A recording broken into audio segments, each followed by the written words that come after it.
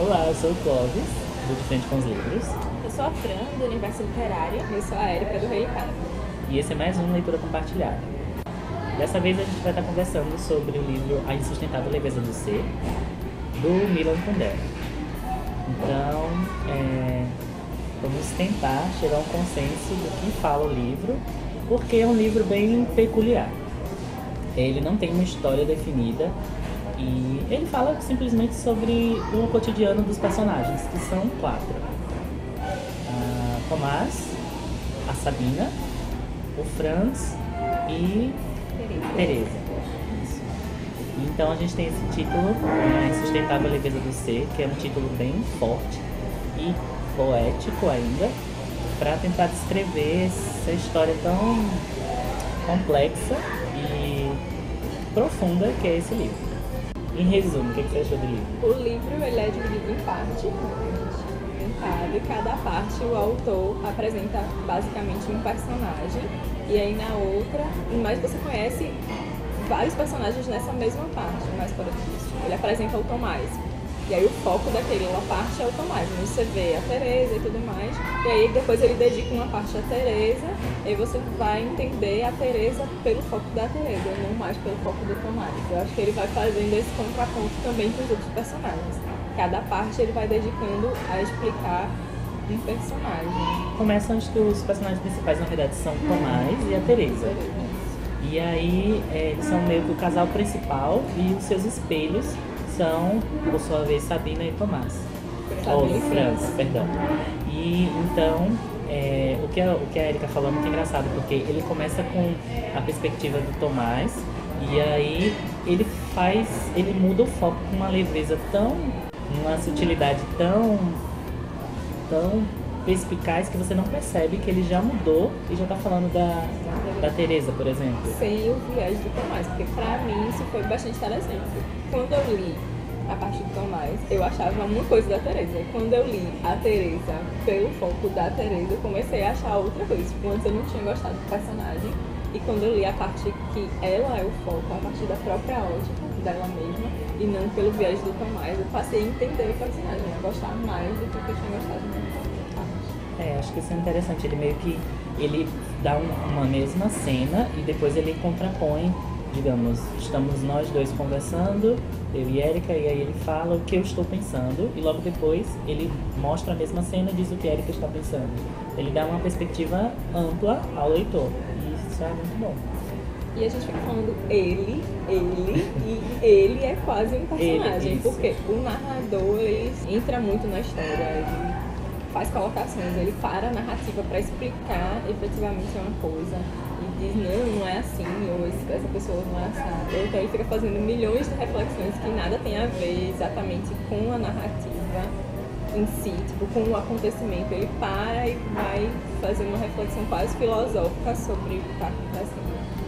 Então, A Insustentável Leveza do Ser é o tipo de livro que você tem que ler assim com muita calma, sem prazo, e que é o tipo de leitura que você precisa estar a fim de fazer, porque nós temos aí um narrador observador que acaba se tornando um personagem por estar interferindo a todo momento e refletindo sobre as colocações que ele faz, independente de qual personagem ele esteja focando naquele momento.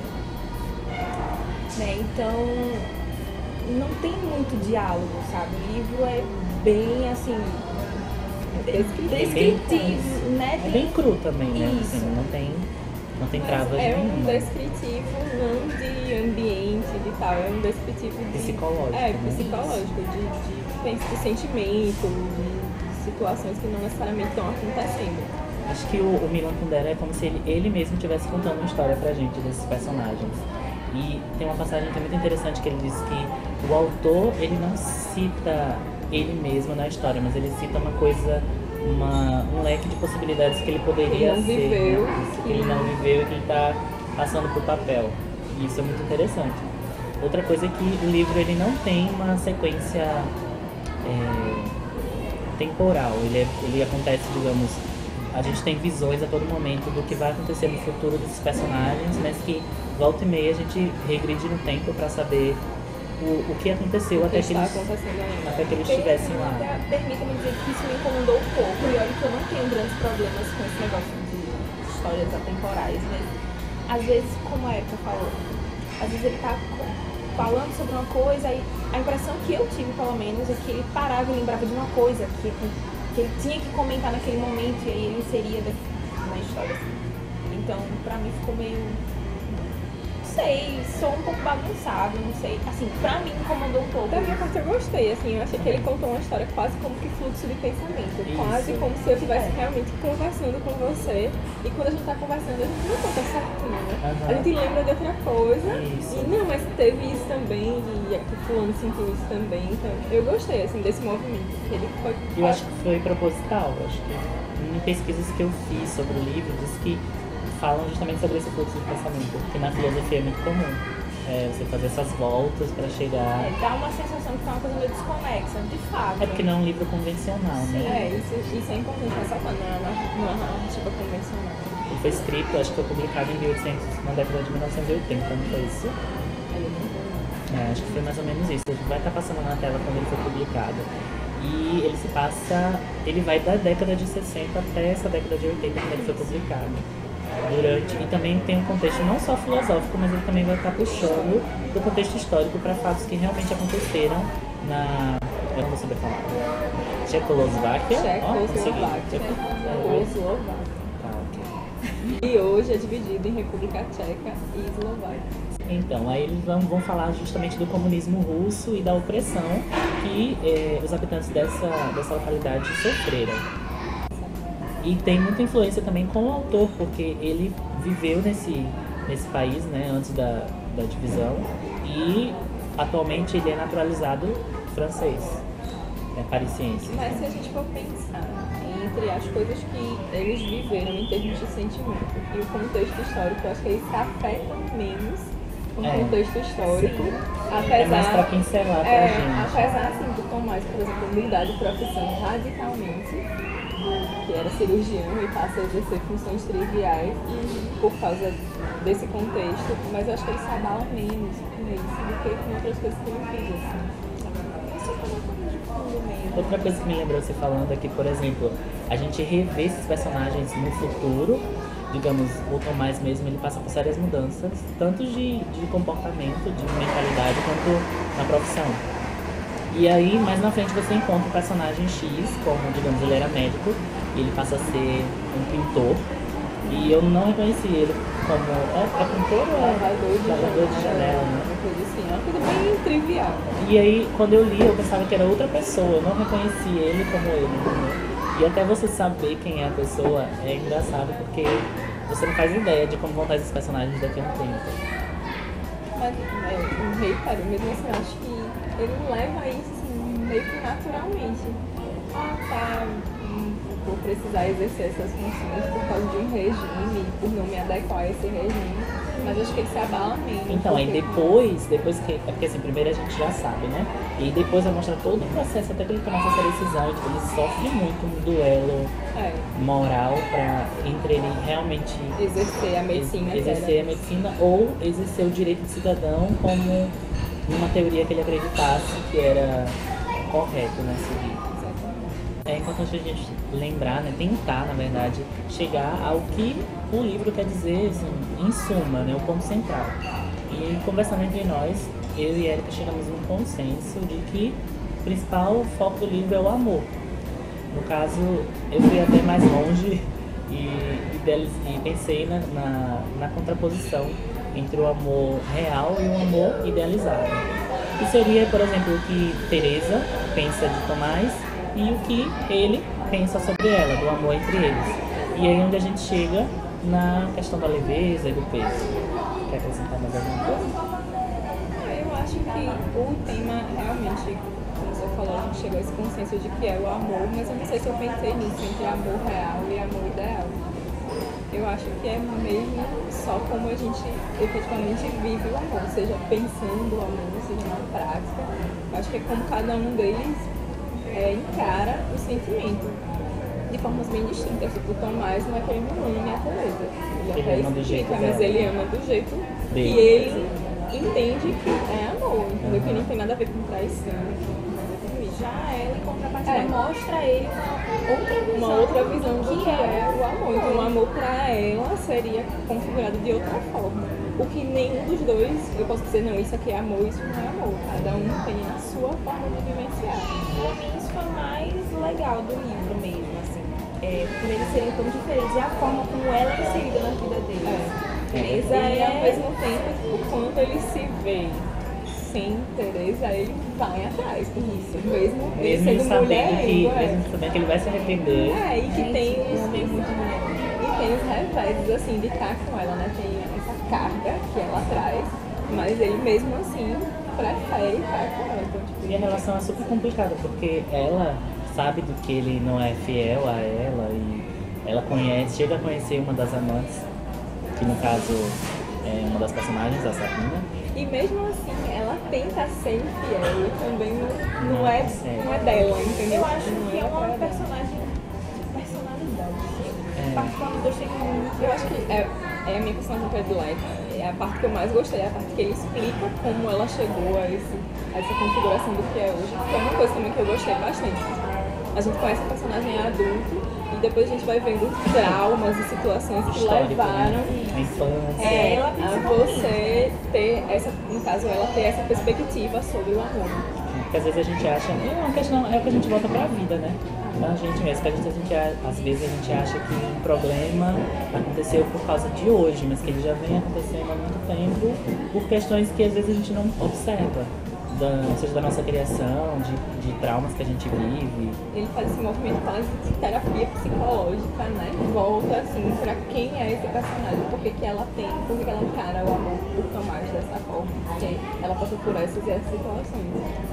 A gente é levado a pensar que o amor que a gente idealiza, que a gente pensa, que a gente quer, não é exatamente aquele que na realidade nós teremos, né? Eu acho que não só isso, ele fala também muito de todas as escolhas que os personagens fazem, baseados em... Aí eu acho que vai ser assim.